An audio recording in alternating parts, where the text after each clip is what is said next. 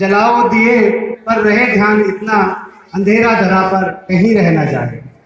ये जो आज का कार्यक्रम शैक्षिक नवाचार गुणवत्ता संवर्धन का हुआ है प्राथमिक विद्यालय और उच्च प्राथमिक विद्यालय सोना में, सबसे पहले इस दोनों विद्यालयों के स्टाफ को मेरी ओर से बहुत बहुत बधाई कि आपने अपनी जी जान लगा दी इस विद्यालय को सुंदर और आकर्षक बनाने में।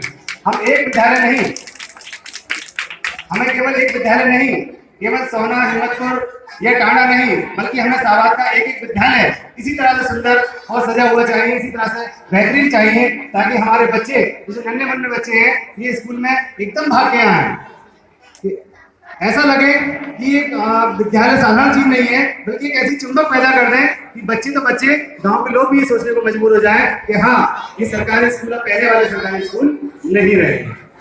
यहाँ जितने अध्यापक साथी बैठे हुए हैं सभी का बहुत बहुत अभिनंदन, बहुत बहुत स्वागत। और सबसे पहले बधाई हमारे खंड शिक्षा अधिकारी श्रीमान संदेश कुमार जी को कि आपने एक राह दिखाई, एक मार्गदर्शन दिया, जिस पर कि आपके सहवाग का सारा स्टाफ अब चल पड़ा है, एक एक करके हमारे सारे स्कूल और इसी तरह से नवाचार के अंतर्गत अपने अपने विद्यालय को चमका रहे हैं।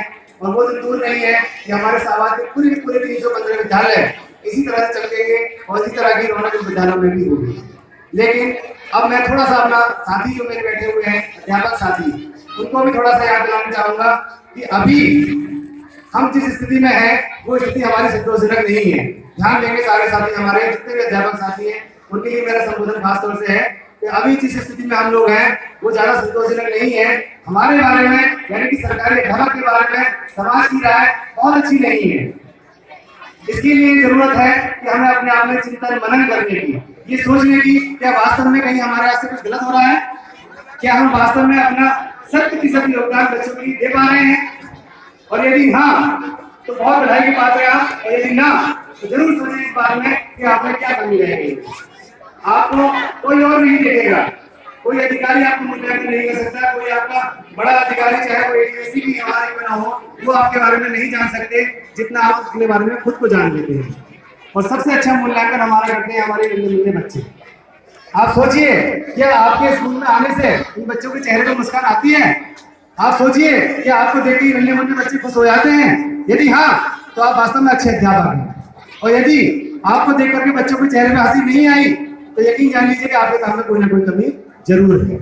बहुत काम हुआ है शिक्षा के क्षेत्र में, आजादी से लेकर आज तक बहुत सारी बातें हुई। यूं तो 10 शिक्षा का अधिकार बच्चों को लेने के लिए 10 साल का समय रखा गया था, लेकिन आज आजादी को हमारे 60 से 70 साल बीत गए हैं, लेकिन आज भी हम उसी लड़ाई को लड़ रहे हैं कि एक एक बच्चे को शिक्षा का अधिकार मिल जाए। आपने देखा कि शिक्षा का अधिकार कानून बना दिया गया, क्यों, आखिर जरूरत क्यों पड़ी, ये बात सोचने की है।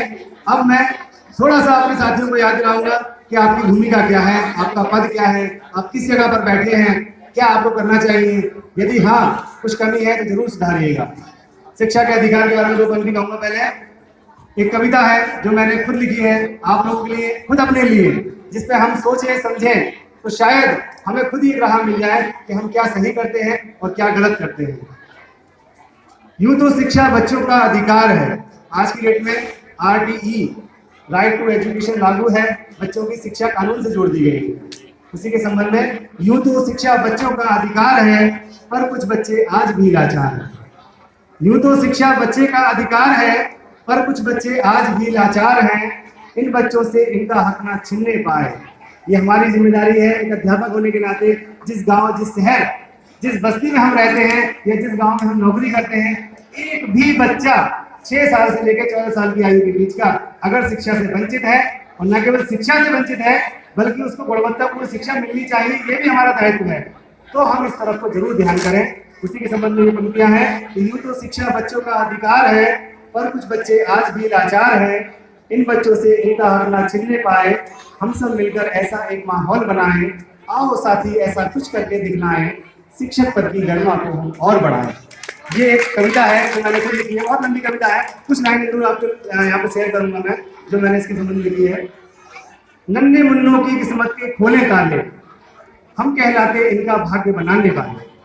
शिक्षक को कहा जाता है कि भाग्य निर्माता है। ये जो छोटे छोटे बच्चे हम लोगों से जुड़े हुए होते हैं, चाहे वो हमारे साथ कक्षा 1 से 5 तक या 6 से 8 तक, जितना समय हमारे साथ ये बच्चे बिताते हैं, ये जान लीजिएगा आप कि इनकी तकदीर का फैसला इस स्कूल में हो जाता है। ये बच्चे अपनी जिंदगी में क्या करने वाले हैं। जिस दिन आपके हाथ से कक्षा 5 की टीसी लेकर निकल जाते हैं या कक्षा 8 की टीसी लेकर निकलते हैं, आपके अंदर खुद पता हो जाती है कि ये बच्चा अब कहाँ जाने वाला है, इसका जीवन हमने बना दिया या बिगाड़ दिया। तो जरूर सोचिएगा। उसी के संबंध में है कि नन्हे मुन्नों की किस्मत के खोले ताले, हम कहलाते हैं इनका भाग्य बनाने वाले। तो क्यों ना हम उनको कुछ ऐसा सिखलाएं जिससे इनके जीवन में खुशहाली आए। आओ साथी ऐसा कुछ करके दिखलाएं, शिक्षक पद की गरिमा को और बढ़ाएं। दो पंक्तियां हैं इस चीज को लेकर के कि हम गुणवत्ता के लिए लेकर के एक मेला लगा रहे हैं। क्या जरूरत है कि हम इतना बड़ा कार्यक्रम करें? आखिर जरूरत क्यों पड़ी? आप जरा सोचिए इस बात को। अगर हमारे विद्यालय बहुत अच्छे पहले से रहे होते तो शायद इतना बड़ा कार्यक्रम करने की आवश्यकता ही ना होती, कोई नवाचार की आवश्यकता न होती। अगर हमें विद्यालयों में गुणवत्तापूर्ण शिक्षा बहुत अच्छे ढंग से दी जा रही होती। उसके संबंध में दो पंक्तियां हैं।